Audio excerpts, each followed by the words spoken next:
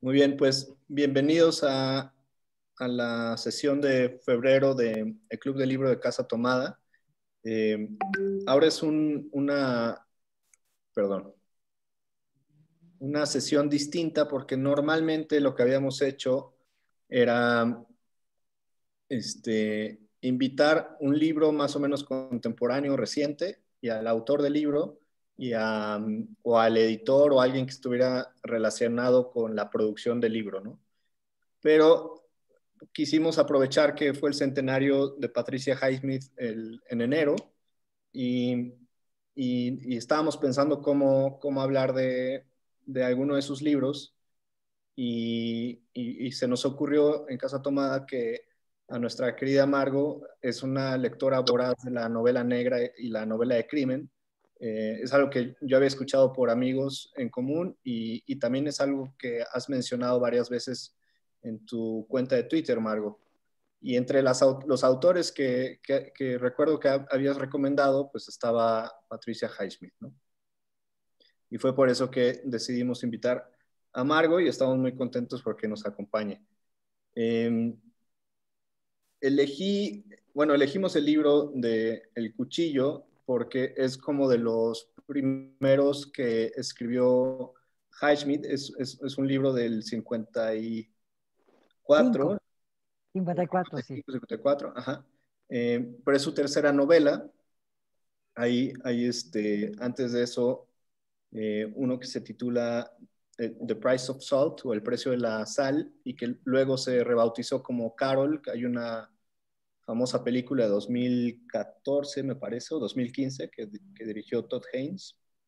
Y eh, luego se publicó El talentoso señor Ripley, o sea, fue The Blunderer y luego le siguió El talentoso señor Ripley, que es, digamos que el inicio de una tetralogía por la que me parece es mejor conocida Highsmith, es como su personaje más popular, ¿no? El señor Ripley. Y entonces la novela de Blunderer o El Cuchillo, como lo tradujeron, pues tiene como eh, pues estos inicios seminales como con algunos de los temas famosos de Highsmith, que sería como la culpa y la obsesión y en fin. A mí personalmente es más un poco difícil hablar como de la novela negra porque es sobre todo un producto de entretenimiento muy eficaz y, y ya nos dirá Margo qué piensa ella, pero tengo la impresión de que eh, la gente interesada en literatura tiene esta como ambivalencia en relación a géneros populares, ¿no? Sean novela negra o novela romántica u otros productos, eh, eso, populares que tienen luego muy buena comunicación, por ejemplo, con el cine, que se pueden adaptar muy fácilmente. En esos géneros como que los estilistas no son muy comunes, aunque en el caso de la novela negra, pues hay famosos estilistas como Chandler. Eh, yo no sé si Highsmith se considere como una gran estilista, pero lo que sí puedo ver, y yo no soy un gran lector de Highsmith, al menos leyendo esta novela y algunas otras cosas, es que sí sus estudios psicológicos, por usar esa frase que tanto se usa, no solo son profundos, sino que además llevan la trama y pueden ser muy angustiantes como en esta novela, ¿no? Pero pongamos eso como preámbulo. También estamos en el entendido de que quienes entraron ya leyeron el libro, pero si hay alguien que no quiera que le arruinemos el final, por favor avísenos para que también lo podamos discutir y se tapen las orejas. Pero bueno, pues nos acompaña Margo y no sé, Margo, ¿por qué no empezamos como si nos puedes contar un poco sobre tu gusto por la novela negra y cómo es tu relación como lectora con ese tipo de novelas? Mira, para mí es muy, cuando estoy un poco cansada de leer cosas muy serias, leo novela negra. He leído muchísima novela policíaca hace muchísimos años, pero yo pienso que en la novela negra o policíaca hay genios. A mí me fascina Simenón, por ejemplo, lo he leído casi completo y es extraordinario. No solo en la novela negra, que toda la cosa de Maigret, que es maravillosa, sino en muchísimos de sus libros que tiene esta cosa tan negra y tan violenta en otro sentido, diferente a la de Highsmith, porque es muy francés, bueno, es belga, pero muy francés, este, pero me parece impresionante. Otros, me parece también fundamental Chandler, es decir, Chandler que fue el guionista de Strangers on a Train, ¿no? Que dirigió Hitchcock y que hizo posible que Patricia Highsmith se volviera famosa. Y casi nadie, cuando yo leo cosas sobre Patricia Highsmith y sobre esta novela y sobre esta adaptación de Hitchcock, poca gente habla que es de Chandler el guión. Es genial el guión de Chandler. Le añada muchísimo porque es uno de los más grandes novelistas. No es un novelista negro nada más, es un gran novelista. Lo mismo Dashiell Hammett. Hay muchísimos muy grandes novelistas en Inglaterra, por ejemplo, ¿no? El propio Graham Greene, ¿no? Que era también muy amigo de, este, de Patricia Highsmith. Entonces, yo leo a Patricia Highsmith, la leía yo con una fascinación enorme y leí casi todos sus libros, como 15 hace muchos años. Cuando tú me llamaste para que participara, me dio un poco de flojera porque hace mucho que no la releía y últimamente con la pandemia me he vuelto como floja y no puedo leer libros muy largos, ¿no? Leo twitters, ¿no? Que es lo grave. Me he convertido en una tuitera fragmentaria absoluta. Pero de repente decidí, me puse a verla, leí 2 capítulos, dije, bueno, sí, voy a entrarle porque además es importante para mí concentrarme en algo más serio que en los twitters o en cosas muy breves, ¿no?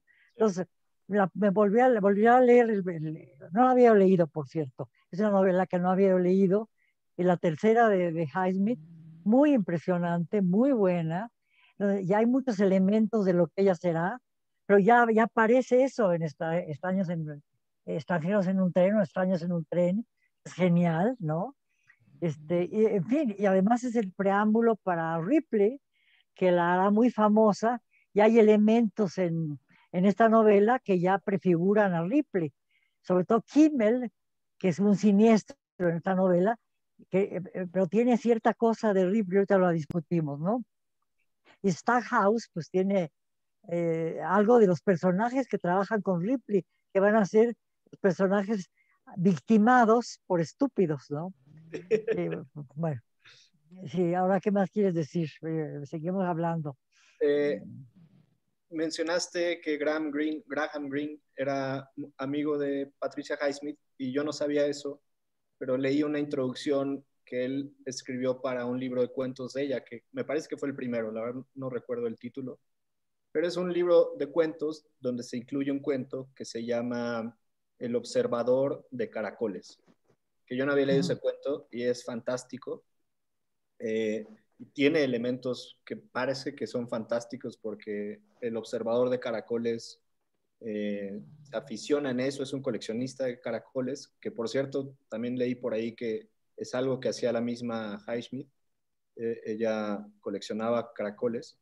Y en algún momento esta persona se obsesiona tanto que empieza a acumular demasiados caracoles y termina sepultado en caracoles literalmente. Pero en esa introducción, Graham Greene eh, toma como un fragmento de ese relato para hablar de la estrategia narrativa de Highsmith, que al menos en este libro es muy clara, que en eso tenía razón Graham Greene, que solo es como una observación con esa distancia extraña que puede tener un entomólogo sobre cómo se comporta la gente y sigue esos comportamientos hasta sus últimas consecuencias. Y a mí sí me impresionó eso de esta novela, ¿no? Como que no hay, eh, excepto por ocasionales sugerencias, casi ningún tipo de juicio moral y solo se acompaña la acción de los personajes, por más desagradables que sean, ¿no? Incluso con el Kimmel que mencionas al inicio, la descripción de su crimen es muy violenta, pero no, nunca se echa para atrás Highsmith en las descripciones de lo que hacen las personas, ¿no? Bueno, ella tenía tal obsesión con los caracoles que viajaba siempre con caracoles. Los llevaba en hojas, en hojitas de árboles, y cuando pasaba aduanas que le podían prohibir llevar a caracoles, se los metía en los pechos, ¿no? Para esconderlos.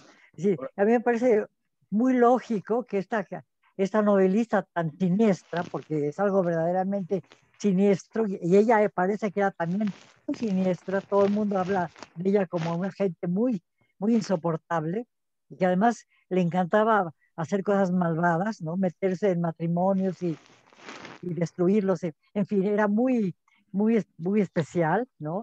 Es decir, que se utilice, que se preocupe por los caracoles que son viscosos, tan viscosos como ella, ¿no? Y pero al mismo tiempo son animales hermosos, ¿no? Porque tienen la casita, el caracol, todo eso. En fin, no creo que se los comiera, pero bueno, en Francia los caracoles son muy, muy sabrosos. Sí, cómo Pero no. bueno, Leía, este, por cierto, que la baba de caracol ayuda para las arrugas y ya hasta de pronto se me estaban antojando para pasar una mascarilla. no me digas a mí, querido, por favor. Aquí la única vieja entre todos ustedes soy yo. Oigan, por cierto, creo que ahí está. Es que eso era el micrófono de alguien estaba abierto, pero ya está. Eh,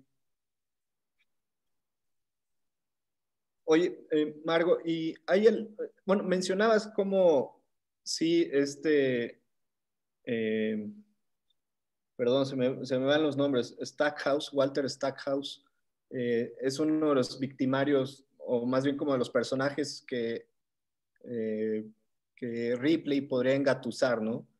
Pero también hay otra cosa de, de esta novela que se ve en las novelas posteriores de Highsmith, sobre todo en relación a Ripley, eh, que si, que si Stackhouse hubiera tenido un poco menos de culpa o no fuera el metepatas titular de la novela, pues uno lo podría imaginar eh, una combinación de él y de Kimmel como el resultado en lo que resultaría alguien como Ripley, ¿no? O sea, si alguien fuera capaz de cometer los crímenes que comete Kimmel y mantener el estatus que tuvo siempre Stackhouse, el resultado sería alguien como Ripley, ¿no? O sea, como que se une en ese personaje, personajes que ella exploró en estas otras novelas.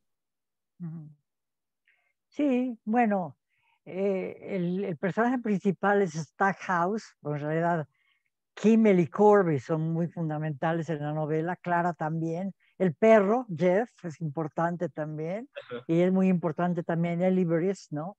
Sí, pero Stackhouse es el dueto y el duelo entre Stackhouse y Kimmel, ¿no? Es decir, Stackhouse, es decir, The Blonde, no entendía yo por qué habían traducido el cuchillo, pero buscando la etimología y la traducción al español de blunder es muy difícil, porque la traducción directa es torpe, y el personaje no es torpe, es un personaje que mete patas como él solo, pero poner el metedor de patas como título de la novela, como que Sí, era medio absurdo. Entonces le pusieron el cuchillo, y decía, pero ¿por qué? Porque el cuchillo es un elemento también, es un personaje en la novela, claro. muy, muy diluido, pero que aparece con una gran fuerza en el primer capítulo, cuando Kimmel mata a su mujer, y en el último capítulo, cuando Kimmel mata a Stackhouse. Bueno, ya lo conté. Si no han leído la novela, pobres de ustedes. Pero en fin, la novela termina así, y también para Corby, el cuchillo es muy importante. En un momento toma el cuchillo, se lo quita a Kimmel y juega con él, y Kimmel le pide que por favor se lo devuelva cuando es un cuchillo que lleva muchos meses de haberse limpiado, porque es el cuchillo del crimen, pero está el más limpio del crimen que ninguna otra cosa más, ¿no? Sí, ahora que hablabas de estos elementos, bueno, y como de los distintos personajes que hay otra cosa que a mí me atrajo mucho, que es el ambiente, y que seguramente cuando se escribió pues era una novela muy eh, ubicada en su tiempo, pero apenas me di cuenta, y digo 5 minutos antes de entrar a la sesión, de que hubo una película también, Ah, sí, sí, yo no sabía. es de 2016 y la verdad es que se ve que pasó sin pena ni gloria, pero la película está ambientada en los 50 y por ahí el Corby está interpretado por uno de los personajes que salen en esta serie de Mad Men, ¿no? Y como que se aprovechó el ambiente de los 50 y los 60 como para darle esta pátina de nostalgia, y que yo creo que es algo que ahora las novelas de Highsmith también eh, merecen nuestra atención porque recuerdan cómo era una época, cómo eran las relaciones entre las personas, cómo Kimmel en realidad es un emigrante y lo pintan como pues, un personaje no solo siniestro, sino desagradable. Se habla de cómo huele y que es torpe. Y en contraste con el Stackhouse, que es un abogado que trabaja en la ciudad y vive en los suburbios, este hombre trabaja en un cuchitril de librería y en fin, ¿no? Y como que está muy, muy claro como esos aspectos sociales, que yo creo que es otra cosa muy, muy padre de la novela. Sí, yo creo que sí.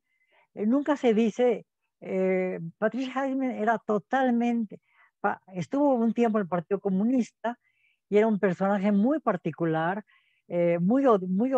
odiaba a todo el mundo. A mí me recuerda a Celine, no sé por qué, ¿no? Que era antisemita como él solo, ¿no? Y también Patricia Highsmith era profundamente antisemita, estaba a favor de los palestinos, cosa que me parece bien, pero no hay que ser antisemita para estar a favor de los palestinos, porque hay judíos más o menos decentes como yo, por ejemplo. Bueno, pero digamos, lo que a mí me parece muy, muy interesante en la novela, tú lo has mencionado, es ese juego de resentimiento entre clases, ¿no?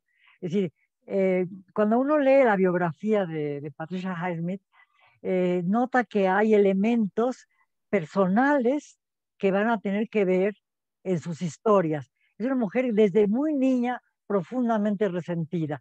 La historia de Clara y su madre, es decir, que curiosamente Clara muere de una manera muy rara, nunca se sabe si la asesinan sabemos que no la asesina Stackhouse, pero sabemos que aparece tirada en un cae en una colina y aparece en la parte de abajo de la colina y con la cabeza hecha un desastre porque cayó, no, estoy hablando muy mal, pero en fin, está completamente destruida como cadáver y no se sabe muy bien cómo la mataron, pero es muy interesante porque ella va rumbo a ver a su madre, a la que odia, que no le interesa lo más mínimo, no se va a quedar ni siquiera al funeral, le dice a Stackhouse, y, y muere justamente cuando va a visitar a la madre. Y sabemos que Patricia Highsmith detestaba a su madre, detestaba a su abuela, detestaba violentamente a su padrastro, y sin embargo asume el apellido del padrastro, el apellido Highsmith por el padrastro, que no es su apellido, ella se apellida Plagman, ¿no? Entonces, Sí. digamos, y además la madre le confiesa, o eso cuentan, de que cuando ella iba a nacer, ya estaba muy mal con su marido y que decide abortar y toma eh, eh, como turpentine, ¿cómo se llama en español?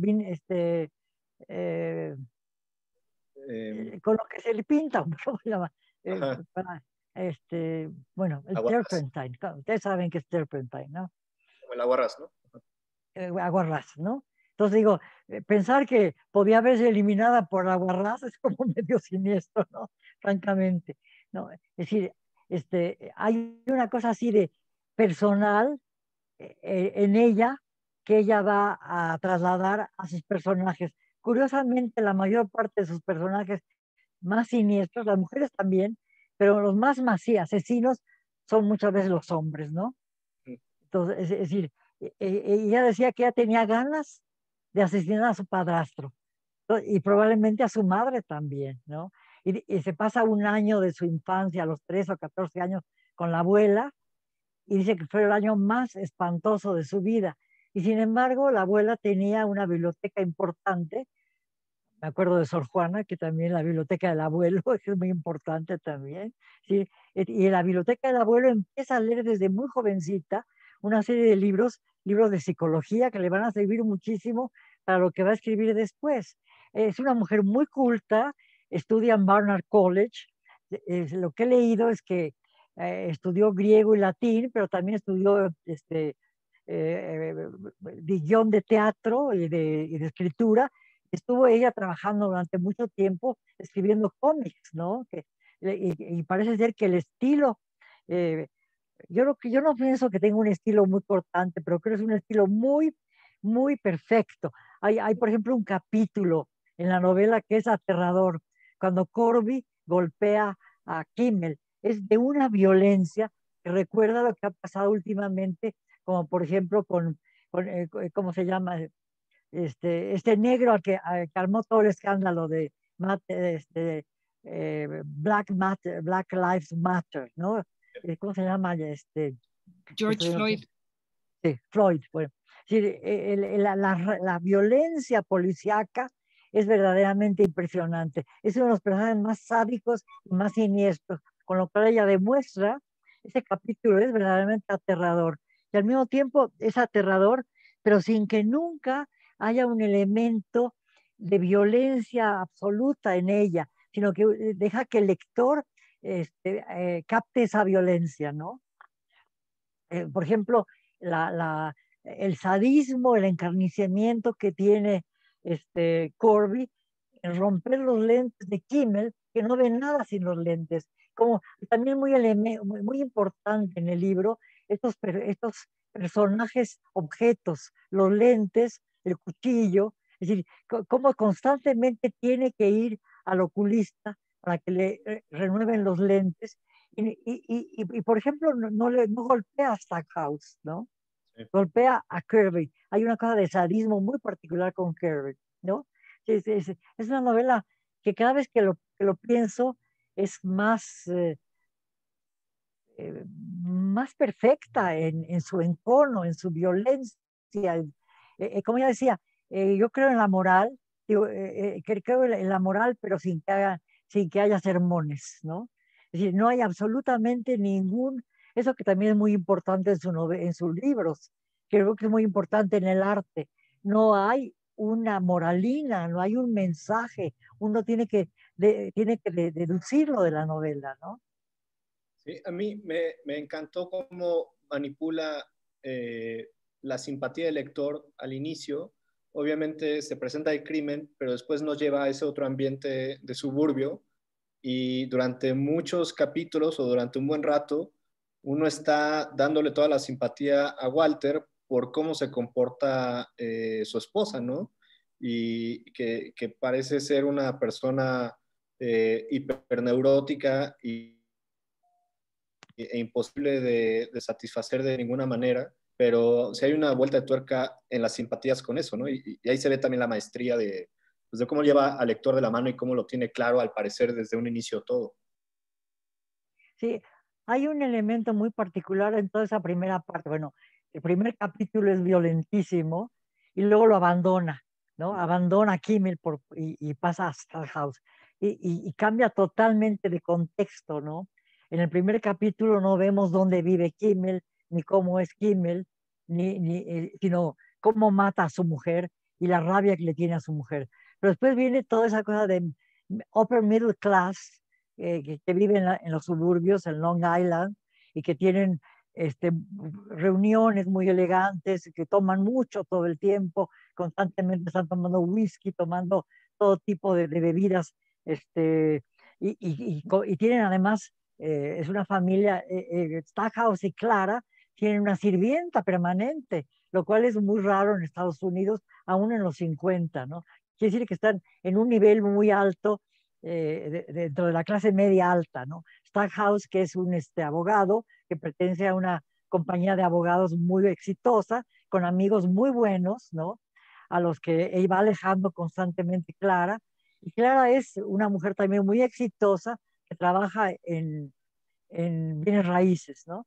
Pero es una mujer que yo creo que la conocía perfectamente ese tipo de mujer, Highsmith, que es la nagging wife americana, Sí. que todo el tiempo está violentando, violentando, violentando, y con con un sadismo pasivo, porque cada vez que Walter amenaza con que va a dejarla,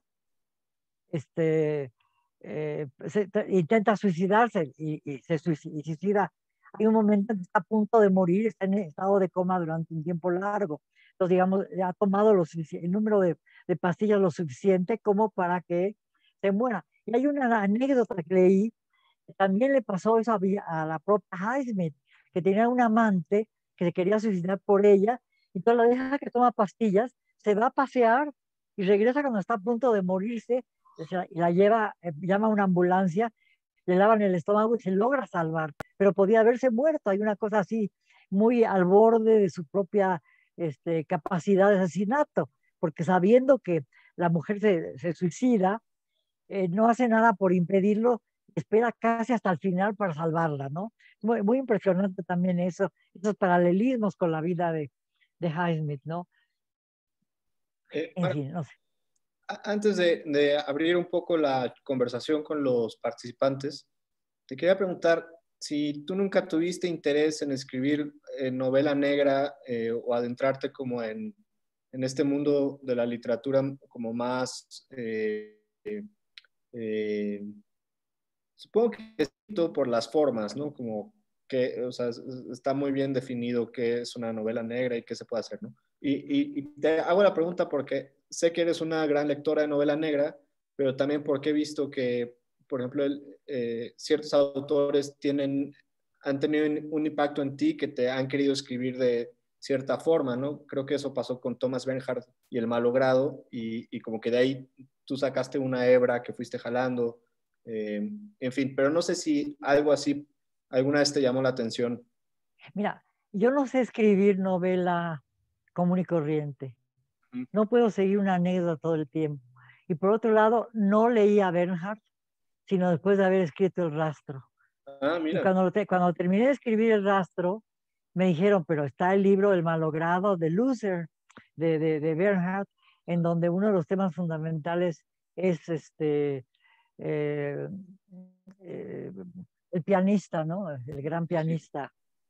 Acá porque se me han dado los nombres, pero bueno, ya sabemos cuál pianista es, ¿no? Este, cuando me di cuenta de que yo leía mucho a Bernhard, eso sí, pero no había leído El malogrado. Y cuando leí El malogrado, me di cuenta que los paralelismos y las semejanzas son absolutamente falsas. Lo único que tiene de semejanza es eh, Glenn Gould, ¿no? Glenn Gould, que está tocando mejor que cualquier otro de los personajes y que hace que los personajes de la novela de Bernhard se suiciden, porque, bueno, uno de ellos sobre todo se suicida porque se da cuenta de que jamás podrá tocar también como Glenn Gould. Son compañeros en Stuttgart y se da cuenta perfectamente que nunca va a poder ser un gran pianista sí, pero un genio no. Entonces suicida porque él quiere ser un genio. Ahora, lo que yo trabajo en mi novela, no se trata de mi novela ahorita, pero sí voy a hablar porque ya hablaré de ella. Este, lo que yo trato en mi novela es el problema de la repetición, el problema de la interpretación. ¿Cómo se interpreta una obra de musical y una obra de arte? ¿Cómo se lee una obra de arte? ¿Cómo se interpreta una pieza musical?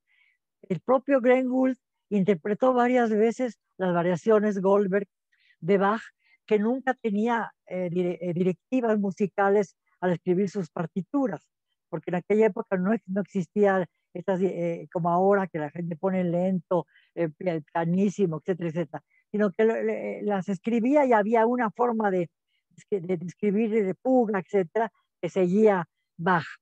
Pero Glenn Gould, que le quiere enmendar la plana a Bach porque es de un soberbio impresionante, hace tres versiones de las variaciones Goldberg. La primera es rapidísima, como en 35 minutos se las echa.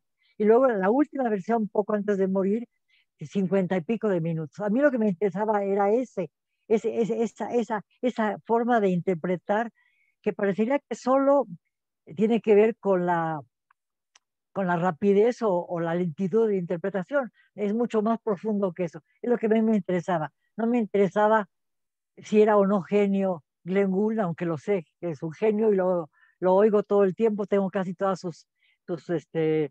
tengo varias variantes de las variaciones Goldberg, tengo muchísimos de los cosas de Beethoven, y bueno, pero dejemos a Berger, dejemos a Glenn Gould y pasemos a nuestra queridísima, horrenda Patricia Highsmith. Bueno, y ya me olvidó que me preguntaste. Sí.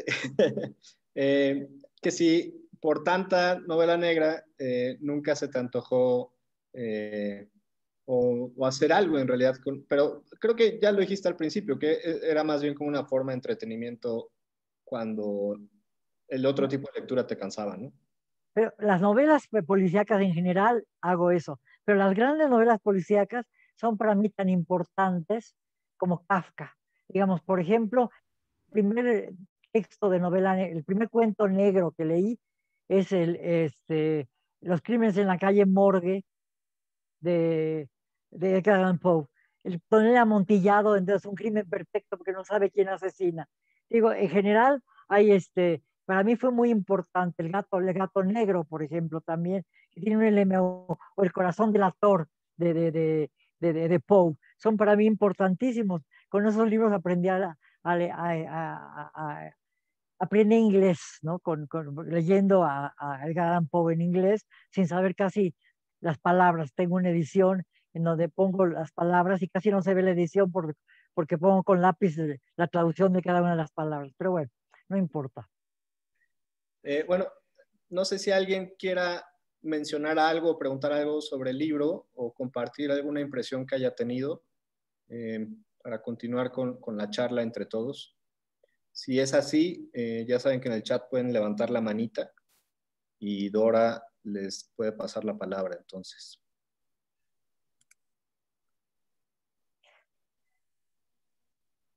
En cuanto se animen, les quería mencionar, y no sé, Margo, si tú conocías estas ediciones, que seguramente sí, Sí, fueron... claro, claro. Es que yo El apenas... séptimo círculo de Borges, claro. Allá hay novelas extraordinarias. Yo las Sí, leía de muy joven, muchísimas, ¿no? yo apenas... Alfonso Reyes tenía la colección completa.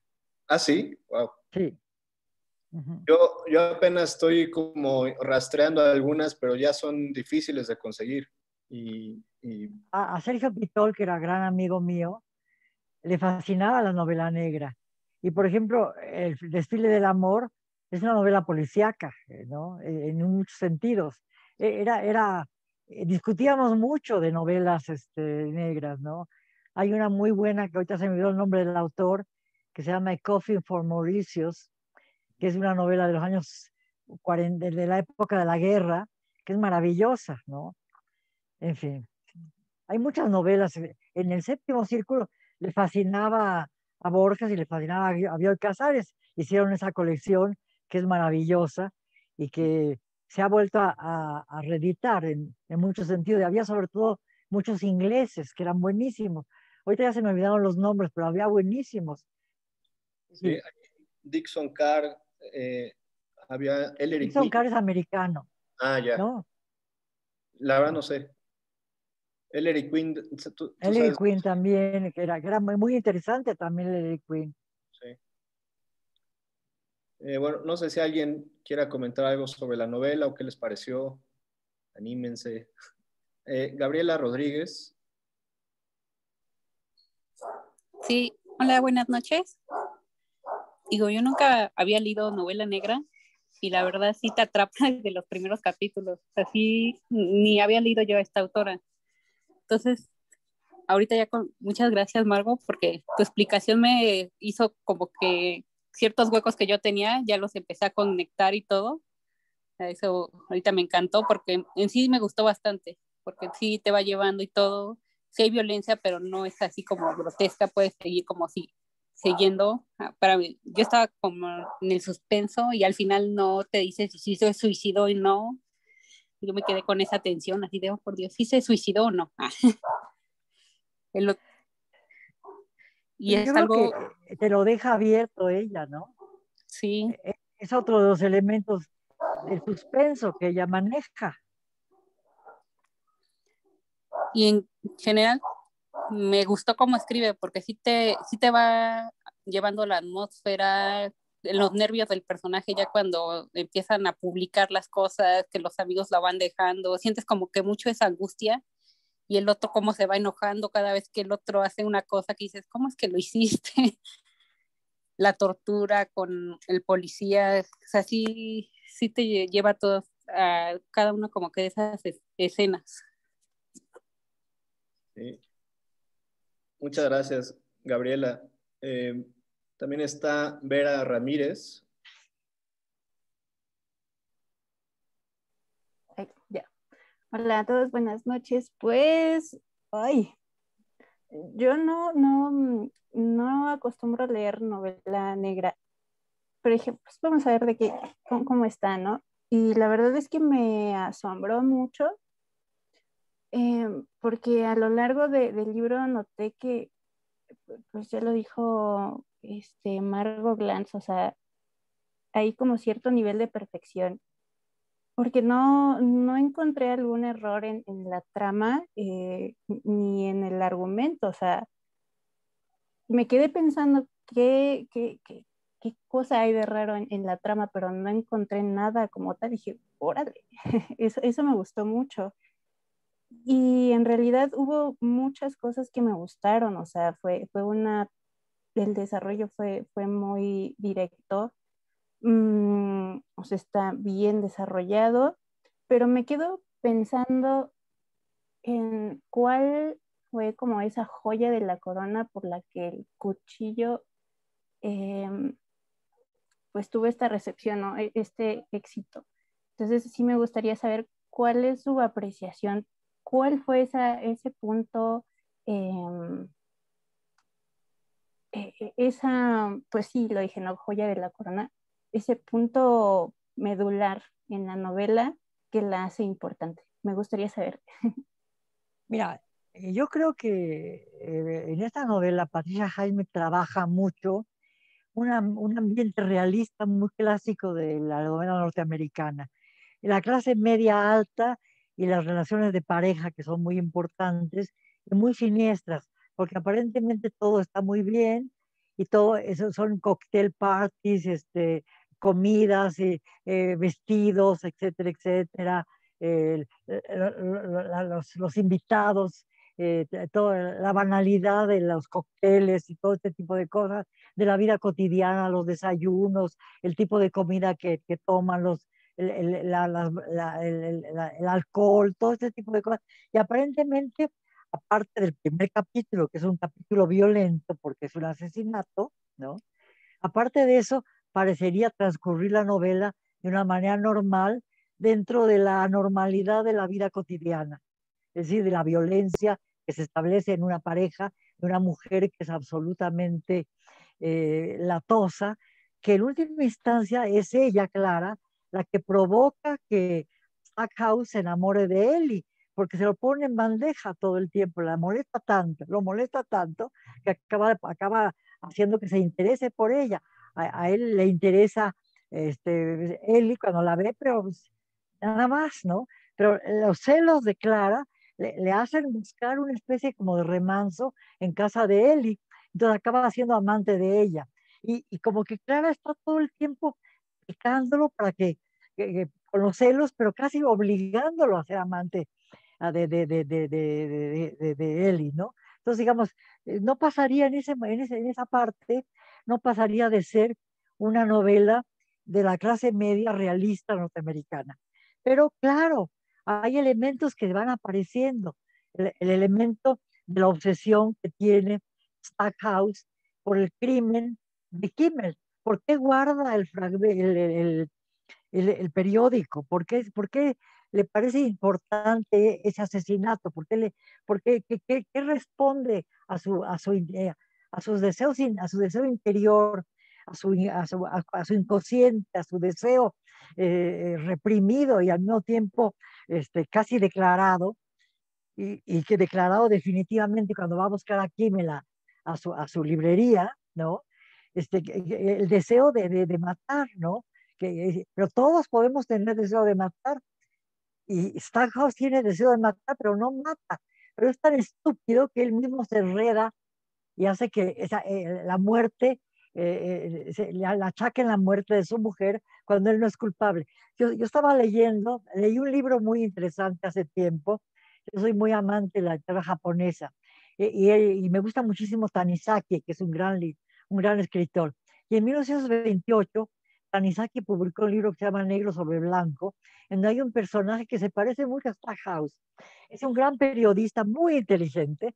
Stackhouse, es decir, no es tonto, pero es tan torpe que cae en la tontería, que cae en la absurda, se va enredando a sí mismo con sus mentiras, incapaz de decir la verdad, y se va enredando y va metiendo patas y patas y patas.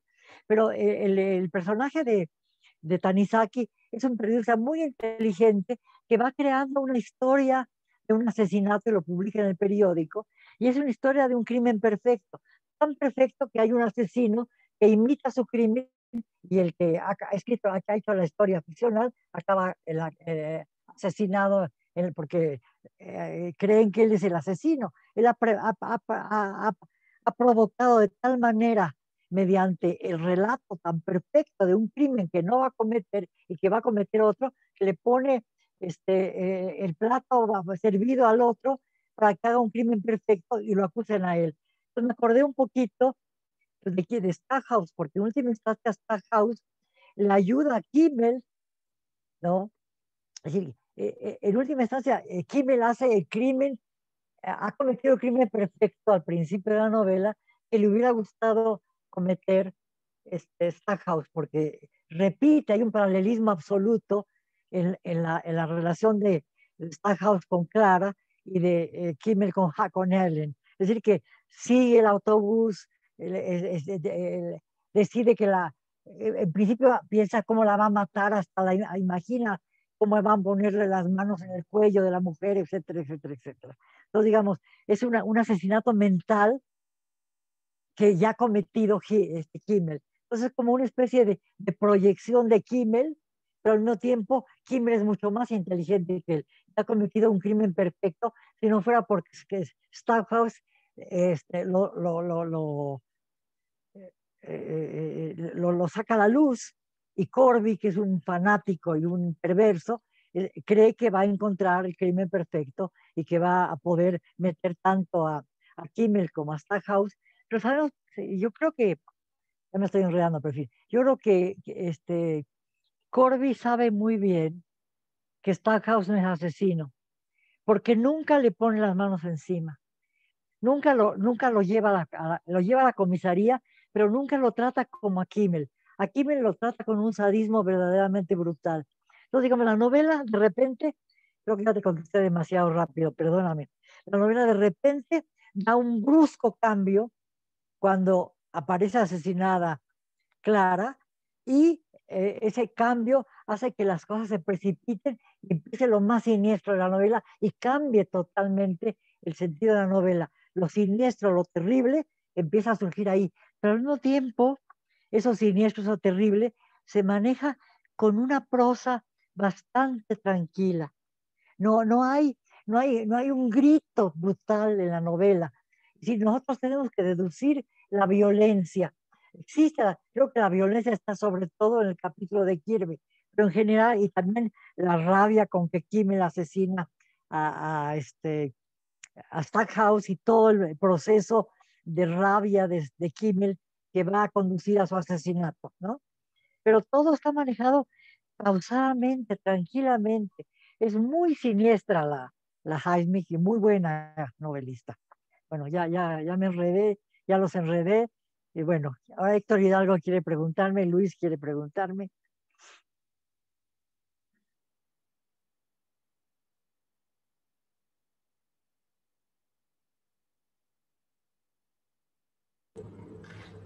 Hola, buenas noches, gracias a todos, gracias Margo. Bueno, rápidamente, creo que a mí me llama mucho la atención en el personaje de Stauhaus o Walter. Creo que a mí me resultó muy choqueante en el punto en que en el periódico sale la historia que cuenta Kimmel, por lo que trata de chantajear a Walter, y en ese momento se le acaba completamente la vida a Walter, se van sus amigos, prácticamente deja la oficina que ya había planeado poner su propio buffet, pero ya desaparecen sus amigos, Ellie desaparece también de su vida porque se molesta tanto porque cree que le mintió, que realmente sí había matado a Clara, su esposa.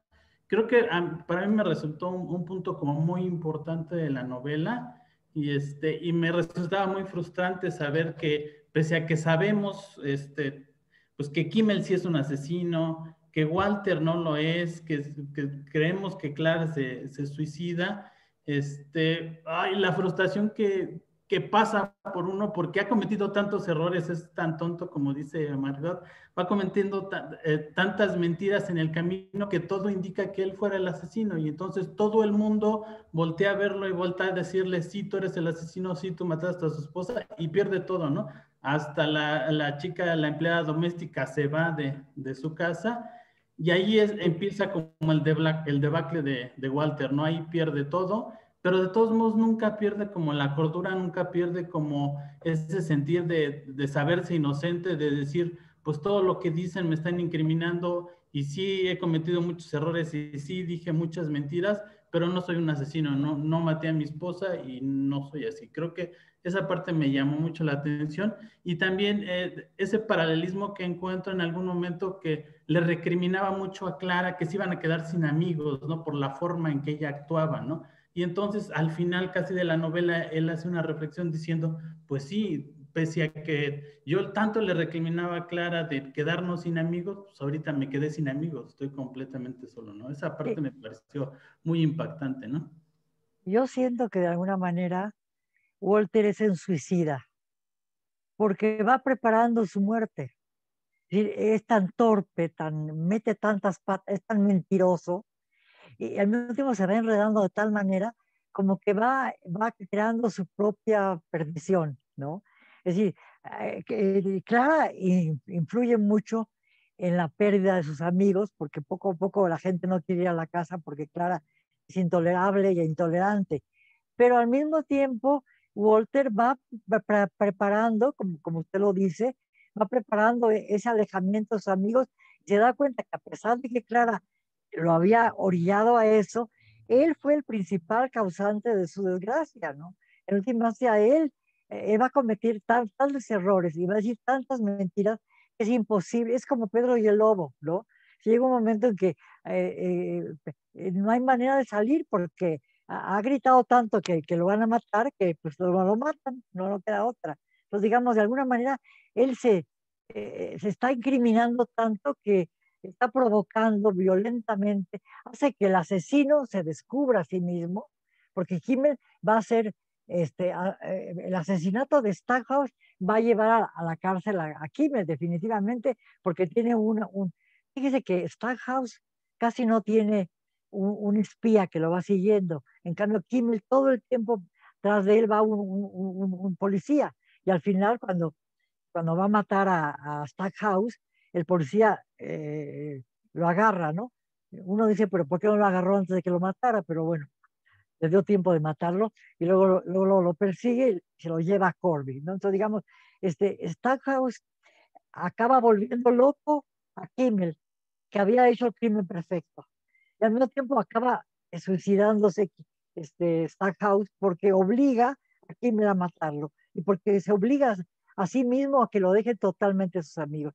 Es un personaje totalmente masoquista, ¿no? También. Eso Margot, lo explora mucho ella. perdón, antes de pasarle la palabra a Luis, eh, ahora que volviste a hablar de cómo mete la pata, como que me vuelve a resonar que aunque la solución de ponerle el cuchillo como traducción, me hubiera gustado mucho ver el metepatas así en un título, porque es tan torpe como el protagonista, ¿no? Hubiera estado muy bien que fuera hasta cómico, que se llamara El Metepatas por Patricia Highsmith. A mí me hubiera encantado eso. Sí, pero como título del libro y para anagrama, yo no sé cómo es la traducción de anagrama, que en general son malas las traducciones de anagrama. Yo la leo directamente en inglés porque el lenguaje de Highsmith es muy...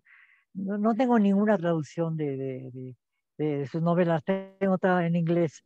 Y realmente es un inglés muy terso, muy funcional, ¿no? Eh, eh, la, la, la, la, la violencia está en la forma psicológica de ver a los personajes. Hay una observación en un blur de Observer que dice que Patricia Highsmith escribe como una araya comiéndose una mosca, ¿no? Con una tranquilidad te va metiendo en sus redes. Definitivamente creo que es así, ¿no? Muy interesante, pero bueno, vamos a dejar que ustedes hablen, por favor, que yo hablo como loca. Hola, ¿qué tal? Buenas noches. Cuando empecé a leer el libro y dije, voy a leer tantito sobre Patricia Highsmith como para darme un poco de contexto, y empecé a leer así de que era antisemita y que trataba muy, muy mal a sus parejas, y dije, no, no, no, mejor no me voy a predisponer. Y entonces lo dejé, pero se me hace súper interesante lo que decías, Margo, de la parte esta de que ella leía libros de psicología, porque creo que fue una de las cosas que más me llamaron. Tiene como toda esta parte de descripción muy exacta de los lugares, por ejemplo, el principio del capítulo 2, donde describe desde cómo se va haciendo el saco más oscuro porque le caen las gotas de lluvia, y cómo se refleja el signo de neón en la calle mojada, o sea, tuve que regresar varias veces a leerlo, pero después como que me fui, o sea, sigue el libro y se va metiendo como en la parte psicológica, y es muy impresionante. Hay unas escenas, o sea, la tensión, por ejemplo, en esa escena donde están en el restaurante, que el perro se va y se va a agarrar la pierna de una señora y él está así. Esa escena es como tallar dos lijas así. O sea, estaba yo así, casi me empecé a morder los dedos de los nervios que me dio, y es muy impresionante esa parte. Sí, yo no me había dado, tienes razón, esa parte a mí me pareció que era todavía bastante leve, porque va a agarrar después mucha más fuerza, ¿no? Digo, eh, eh, la descripción de Kimmel, por ejemplo, pero tienes razón, me parece muy interesante tu observación. La capacidad que tiene Patricia Highsmith de definir los ambientes y de instalar a sus personajes dentro de ambientes absolutamente fidedignos y muy dignos de tomarse en cuenta porque son muy realistas, pero al mismo tiempo encajar dentro de ese realismo un elemento muy transgresor, muy violento, muy inquietante, muy turbador. Porque las novelas de Patricia Highsmith están como en un contexto doméstico que va alterando, que va adquiriendo una, este, una acidez, más que acidez, una cosa estremecedora, diría yo, como te va creando pánico. Sí, y hay una cosa también de un sentido del humor negro, por ejemplo, cuando escribe a Kimmel, que es un tipo gordo, feo, pero que sin embargo es narcisista, se mira en el baño y que tiene movimientos bastante gráciles, a pesar de que es un hombre muy torpe, se, se, se ve, se tiene una cosa así de un narcisismo negativo verdaderamente interesante, me parece, ¿no?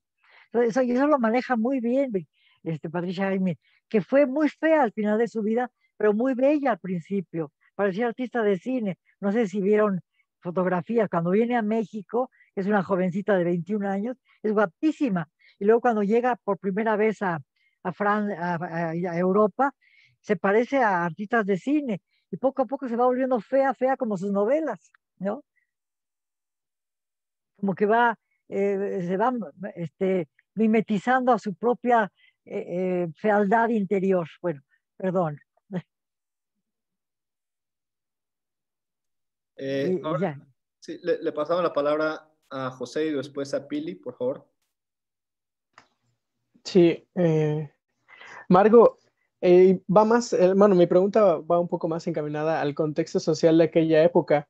Eh, el éxito de Patricia Highsmith en aquellos años, sobre todo ya, bueno, lo ha contado Herralde, que junto con La Conjura de los Necios y las novelas de Highsmith ayudaron a que se sustentara Anagrama, pero el éxito o la recepción de sus novelas en aquella época cambió algo en el panorama este, para las escritoras en cuestión de la novela negra en general. Y pregunto esto porque pienso en el caso de Dorothy Sayers, la inglesa que publicaba con el seudónimo masculino varias novelas, entre ellas Veneno Mortal, ¿no? Que fueron reeditadas por Lumen hace unos añitos. ¿Cambió algo el panorama? ¿Abrió algunas puertas o no pasó Mira, nada? hay muchas escritoras de novela policíaca, miles, que no conozco, la verdad. Es decir, he leído muchísimo y me gusta mucho Agatha Christie, que es inglesa. Leí toda su obra, absolutamente toda, pero no he leído cosas de norteamericana. Pero Patricia Highsmith no la querían en Estados Unidos, porque es demasiado violento su, su, su, su, su realismo frente al mundo norteamericano. De alguna manera se parece al mundo de Lynch, de David Lynch. Ese mundo de David Lynch donde aparentemente, por ejemplo, Blue Velvet, esa película, no sé si la vieron, es de los años 80 y seguramente como ustedes son mujeres no la han visto, pero es una película en que de repente en un ambiente absolutamente burgués, tranquilo, etcétera, va caminando un personaje y se encuentra una oreja de alguien que le cortaron la oreja. Entonces levanta la oreja así, entonces empieza a volverse insoportable Twin Peaks y todo ese tipo de textos, de películas de David Lynch, que molestan mucho, porque rompen con la idea que ahora ya no existe porque se ha terminado, pero que en los años 50 era absolutamente definitiva. Estados Unidos era un país el más rico del mundo, la clase media vivía estupendamente bien, no había pobres, era idílico casi el mundo norteamericano.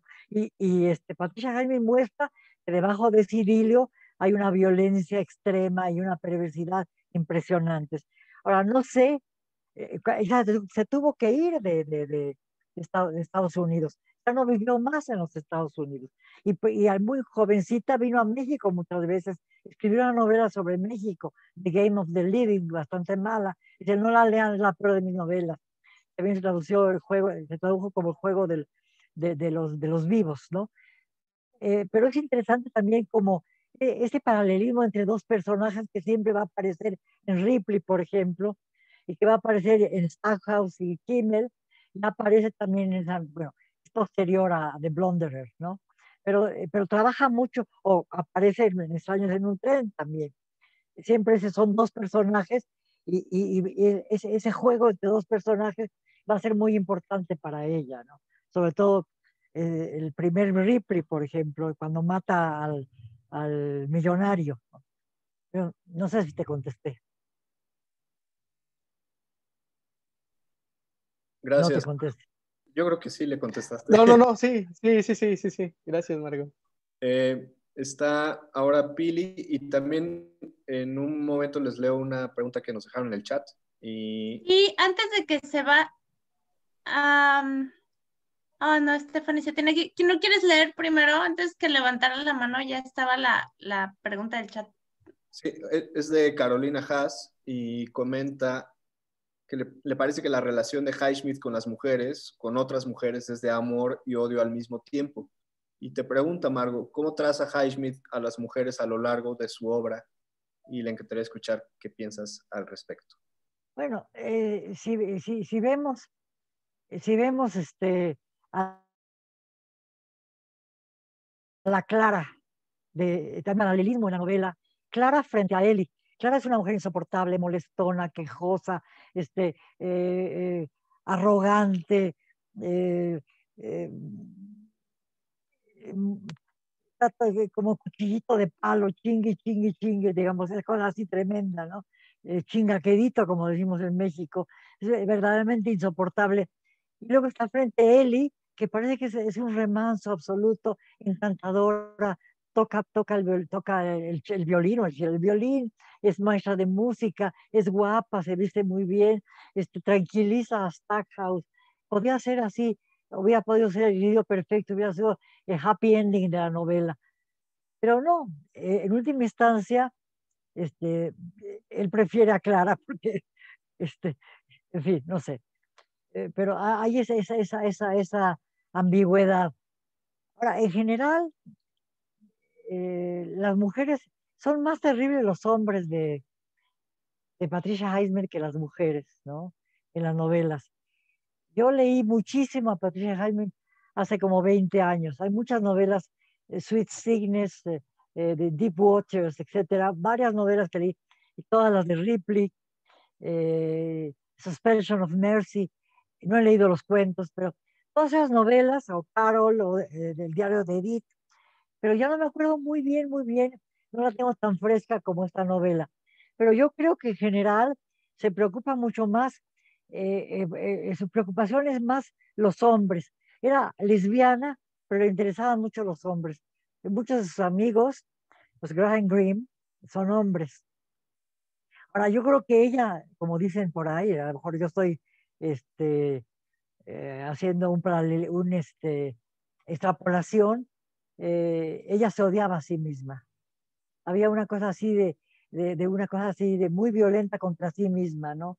Y creo que también contra las mujeres. Parece ser que la forma como ella establecía relaciones con mujeres, ¿no? Era siempre muy perturbadora, muy sádica. Siempre acababa mal con ellas, ¿no? Entonces hay una cosa también como muy, muy tenaz y muy perseguidora contra el propio género, ¿no? En general, ella persigue a todo el mundo, ¿no? Yo creo que se parece más a Kimmel que a nadie. Gracias, Margo. Ahora sí, Pili. Bueno, buenas noches a todos. Margo, muchas gracias por estar y gracias a ti, Memo Núñez, por invitarla. Este mes yo me había propuesto hacer la lectura alejándome desde un punto de identificación, porque todos los meses parezco disco rayado y hablo desde mi experiencia con la lectura. Entonces el libro empieza muy fuerte y pienso, claro, no hay manera de que me pueda identificar con esto, ¿no? Hasta que la esposa del protagonista amenaza en suicidarse si le pide el divorcio, entonces ahí fallé olímpicamente, ¿no? Digo, quiero aclarar que no asesiné a mi ex esposo, espero que esté sano, salvo y feliz en alguna parte del mundo. Pero a pesar de que va muy fuerte, creo que todos coincidimos en que se ecualiza, o sea, te mantiene ahí. Sí hay un nivel de angustia, de zozobra, de suspenso, de una cosa muy fuerte, pero se va ecualizando para no caer en un exceso, y creo que eso es brillante, y creo que ya estoy hablando más allá de la experiencia, como metiéndome en terrenos que no me corresponden de la forma, pero ya me metí. Y básicamente esa es mi experiencia en el libro, y me encantó la parte en donde te sitúan las escenas, donde están los sombreros, los martinis, los puros, por ahí hablan de los puros. Entonces sí es como ver el capítulo de Mad Men. Entonces sí me gustó, a pesar de que es muy fuerte, me gustó. Sí, fuman mucho en la novela. En aquella época todo el mundo fumaba. Ella murió de cáncer de pulmón. Fumaba todo el tiempo. Las fotografías están todo el tiempo con un cigarro. Digo, y a mí me parece muy importante eso. El primer capítulo es muy fuerte. Y luego entramos en un ambiente pequeño burgués o de burguesía medio alta, ¿no? No es la gran burguesía, pero es la clase alta norteamericana, que viven muy bien, que tienen sirvientes, que tienen fiestas, que se visten muy bien, que tienen coches todos, etcétera, etcétera. Está muy claro con algunos personajes que no tienen ni coche, como el amigo con el que llega Eli a la casa, ¿no? Es decir, o Kimmel, que tiene un coche viejo, que vive en una librería. Es un hombre muy culto, es un intelectual, ¿no? pero que vive en la clase media baja, en Newark, en un suburbio de New Jersey, un suburbio muy menor, muy denigrado por los neoyorquinos, ¿no? Entonces, digamos, como que la novela empieza con un clímax, que es el asesinato, y luego se tranquiliza, se tranquiliza, y al mismo tiempo va creciendo la violencia. No hay manera de crear una novela de suspenso si toda la novela es suspenso. Tiene que ir el suspenso dosificándose. Y el suspenso se va dando con cuentagotas, con elementos muy importantes que son indicios claros de la novela policíaca. Hay indicios como, por ejemplo, la visita de cómo se rompe el ambiente con la obsesión de Stackhouse, con el crimen de Kimmel, y cómo es tan grande la obsesión que busca la librería de Kimmel, lo va a visitar para conocerlo, más que para pedirle un libro, y eso va a ser un problema gravísimo, porque ahí va a estar su destino, ¿no? Esa visita, y al mismo tiempo no solo eso, sino el haber cortado del periódico ese fragmento, la historia del crimen, él la tira y por descuido, la sirvienta, que es muchísimo más ordenada que él, vuelve a ponerlo en su libro. También es muy interesante tomar en cuenta que Stackhouse intenta ser novelista, empieza a hacer apuntes, tiene muchos elementos de la novela, se puede hablar horas y horas sobre ella. Empieza a, a, a, a delinear, hay una cosa como de espía de sus amigos, a todos escribe sobre ellos en su libreta, y esa libreta de alguna manera está en manos de la sirvienta, bueno, de la sirvienta, que no es sirvienta, es una señora elegante que sirve en la casa, que cocina, y que al encontrar el pedazo, el pedazo de periódico en el suelo, lo vuelve a poner en el libro y en su cuaderno, y permite que Corby encuentre ese elemento que va a ser fundamental, así como la visita de Stackhouse a Kimmel. Pero también hay elementos muy violentos en la relación entre Clara y Stackhouse, en el intento de suicidio de Clara, en su estado de coma, etcétera. Pero eso parecería ser normal dentro de una familia en donde las relaciones conyugales son desastrosas, ¿no? Pero podría ser la historia de una familia, de la vida conyugal, como debería Sergio Pitol. Pero esa vida conyugal se va a ir alterando violentamente por el crimen. Y allá va a aparecer Kimmel como un personaje fundamental, y un tercer personaje que creo que es el más siniestro de todos, Corby, porque es la policía, ¿no? Y no sé si te contesté. Sí, muchas gracias. No te queda más remedio que decirme que sí, ¿verdad? Bueno. Pues, a menos que alguien más quiera comentar algo más, yo creo que es un buen momento para empezar a despedirnos. Quería aprovechar también para decir que, bueno, antes de darle voz a esos últimos comentarios, les quería decir que, bueno, y agradecerte, Margo, por acompañarnos. Les quería comentar que el libro más reciente de Margo es una compilación de ensayos o una nueva edición de ellos que se llama Cuerpo contra Cuerpo. Lo publicó Sexto Piso y estuvo editado por Ana Negri. Y Ana, por cierto, acaba de publicar una novela que se llama Los Eufemismos y que será pronto parte del club de lectura. Yo creo que el próximo mes, si no el siguiente, pero va a ser pronto. Entonces, le quería de nuevo agradecer a Margo, fue un lujo que nos acompañara. Y rápidamente menciono que Marlene Estrada le gustaría comentar que llegando al final de la novela estuvo reflexionando acerca de cómo la vida de Walter antes y después de la muerte de Clara era miserable. Creo que se podría inferir que el miserable era él. Y pues sí, estoy completamente de acuerdo. Yo no. Ok. Yo no, yo creo que nada es negro ni blanco totalmente. Yo creo que a mí me parece más desagradable como personaje Clara. porque es un personaje incisivo, envidioso, díscolo, incapaz de contentarse con nada, que podría tener un matrimonio feliz y que lo va desgastando de una manera casi perniciosa, ¿no? Y en otro sentido también es un paralelismo con la vida de Walter, que va desgastando su propia vida de manera perniciosa, pero, es decir, de alguna manera son personajes que no pueden ser felices ninguno de los dos, ¿no? Y que en última instancia, pues son uno para el otro, pues son tan miserables los dos, tan mezquinos los dos. Me gusta más Walter que Clara a mí, francamente, ¿no? Pero bueno, es problema mío, no de la novela. Bueno, pues ¿cómo ves, Margot? ¿Lo dejamos aquí? Pues como ustedes quieran. ¿Cómo ven? Si ya no hay más intervenciones.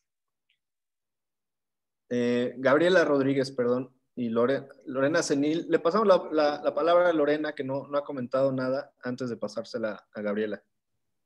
Gracias. Primero estoy encantada de escucharlos y de aprender tanto. La verdad es que estoy muy agradecida. Y por otra parte, quería, casi al principio de la conversación, la señora Margo comentaba algo que no había nada de moralino en el libro. Y es verdad, no lo había yo notado, pero creo que es algo de las cosas que más me gustó. Nadie juzga a nadie.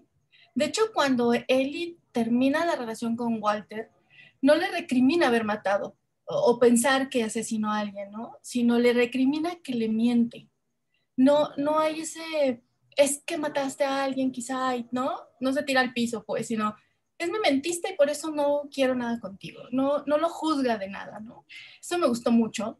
Me gustó mucho también este suspenso constante durante la trama del libro que te mantiene ahí. O sea, no quieres dejar de leer, quieres saber qué está sucediendo. Aunque sea violento o no en algunos momentos, quieres saber qué pasa con el personaje, si de verdad asesina a Clara o no, y te mantiene. Entonces yo cuando terminé dije, ¿por qué me gustó tanto? No entiendo por qué esta fascinación, ¿no? Y la señora Margo me lo acaba de explicar durante esta hora perfectamente por qué me gustó tanto. Entonces, le agradezco muchísimo y estoy encantada. Muchas gracias y buenas noches. Muchas gracias, sí. Algo de que dijiste, te debía yo contestar, pero ya me cansé. Espérate, algo de lo que dijiste. Bueno, no.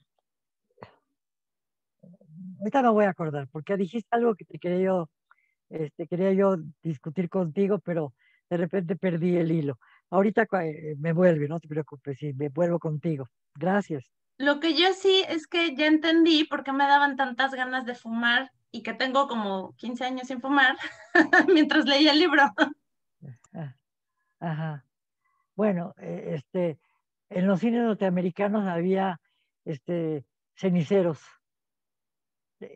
Cuando uno ve películas de los años, hasta que se pusieron moralistas los gringos, que siempre lo han sido, en lugar de quejarse de las relaciones sexuales equívocas, lo más grave del mundo es fumar, ¿no? Se vuelve un pecado capital, ¿no? Fumar, ¿no? Por ejemplo, bueno, no importa, ya estoy medio oída, me cansé un poco. Pero bueno, está bien. ¿Quién me quiere preguntar más? A ver, rápidamente Josué y luego Vera. Perdón, Josué. No se había bajado la monita, perdón. No. Perdón. Entonces, Vera, que sigue su mano levantada. Sí, yo nada más quería preguntarles, ¿qué opinan del final? Porque, ay, o sea, yo tenía como que mi corazoncito quería que a Walter le fuera un poquito mejor. Dije, no, este pobre tipo, o sea, sí le ha regado muy feo, algo bueno, por favor, y no, tómala, ¿no? O sea, lo matan. Y creo que fue de las cosas que más me gustaron de la novela, no porque sea una sádica, o a lo mejor sí, pero o sea, si te vas al año en el que lo lanzó, fue en 1954, y pues eso es lo que no te espera, yo no me lo esperaba, sí fue como un gancho al hígado y te quedas... Y me quedé pensando en que Walter fue nada más como un muñeco de Corby. Y a lo mejor, no sé, imagino que tal vez el nombre del libro pudo haber sido ese, ¿no? El juego de Corby, porque lo que quería era fastidiar a Kimmel para que confesara que no pasó, porque era muy inteligente. Pero sí me dejó como ese sentimiento en el estómago de, oh, pero también eso me gustó mucho. Qué fue eso qué les pareció el final?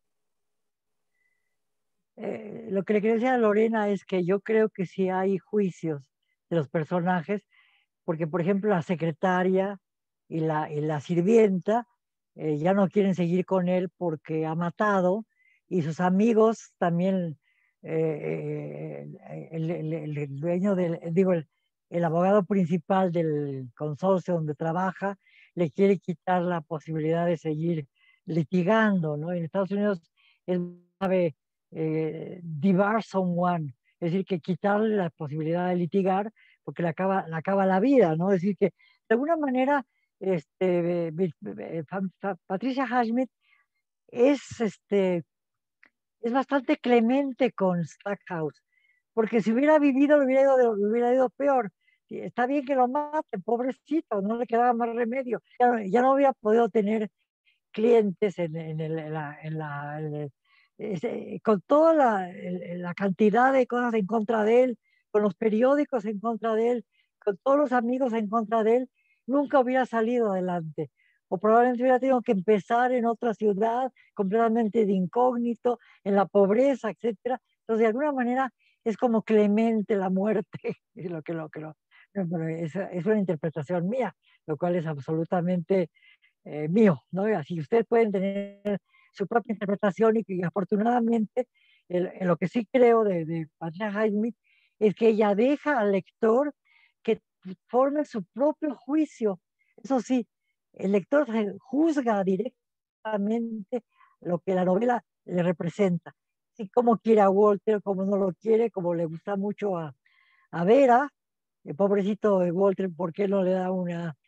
En última instancia, hay una cosa sádica muy grande de Patricia Highsmith con Walter, porque lo enreda y lo enreda y lo enreda y lo enreda y acaba siendo incapaz de salir de su propio enredo, ¿no? Entonces el enredo lo lleva a la muerte, va preparando, preparando, preparando algo que en un momento dado solo es la posibilidad, no tiene escape posible, ¿no? Creo que el personaje más siniestro de toda la novela es Corby, mucho más que Kimmel, que es bastante siniestro, ¿no? Stackhouse tiene lo suyo también, y Clara tiene, todos tienen algo siniestro, ¿no? Pero bueno, los personajes principales son los que tienen algo más siniestro. El único que es bueno como él solo y extraña a su ama Jeff, ¿no? El perro. Y Patricia Highsmith amaba a los animales, mucho más que a los hombres. Tenía gatos y caracoles. Qué cosa tan rara, ¿no? Gatos y caracoles. Bueno, todos son así reptantes, ¿no? Sobre lo que decía Vera, yo quería compartirles una idea sobre mi experiencia con el final, que al principio también era como muy deprimente, o me lo pareció, pero luego me pareció también que sí hay una especie de lección que es como uno no debe estarse enredando en esos laberintos de culpa que pues termina uno cavando su propia tumba, ¿no? En este caso literal, pero o sea, como que tanto la culpa como bueno, eso es como una pasión triste como que parece sugerir la novela que hay que eliminar de la vida de uno, ¿no? Pero bueno, no sé. La novela, como ella decía, le gustaba la moral, pero sin sermones. No hay absolutamente sermón en la novela, ni en ninguna novela. Yo creo que la culpa y la obsesión son imposibles de quitar. Cuando uno tiene culpa, o cuando la gente tiene culpa, la culpa es mucho más fuerte que cualquier intento de racionalización de la culpa. Y eso lo explora muy bien Patricia Highsmith, por desgracia.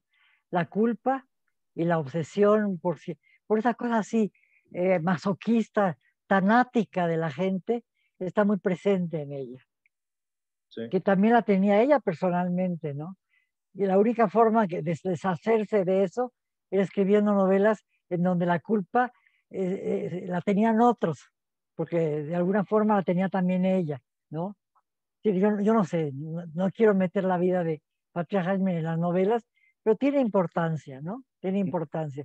Yo creo que mucho tiempo quiso matar a su madre, mucho tiempo quiso matar a su padrastro, y de alguna manera esa culpa y al mismo tiempo el gusto, el refocilarse en ese pensamiento es muy importante, al mismo tiempo tener culpa por refocilarse. Digo, todo esto, toda una serie de cosas muy intrincadas que yo creo que todos podemos tener, ¿no? En ese sentido, creo, digo, a ella le gustaba mucho Dostoyevsky, le gustaba mucho Kafka. Entonces digo, son dos autores extraordinarios en donde la culpa, la confesión, la, la, la desgracia, el sentido del humor son fundamentales, ¿no? Pero de otra forma, pero ella las asimiló muy bien, ¿no? Cada Sí. quien asimila como puede su propia culpa, su propio remordimiento, su propia obsesión, que a veces ayuda a escribirlos, ¿no? Bueno, Margo, pues muchísimas gracias por acompañarnos. Insisto en que fue un lujo contar contigo como invitada. Y también de nuevo, gracias a todos, gracias a Casa Tomada por continuar con el club. Y pues muy buenas noches, Margo. Muchas gracias a todos, me dio mucho conocerlos en Cuadritos Negros. ¿Quién es Sam? ¿Quién es Blanca? ¿Quién es Gaby? ¿Quién es Caro? Gabriela Robén. Mucho gusto, mucho gusto. Gracias, Guillermo. Gracias, Casa Tomada. Chao. Gracias, Margo. Gracias, Memo. Gracias. Muchas gracias. Bye. Gracias.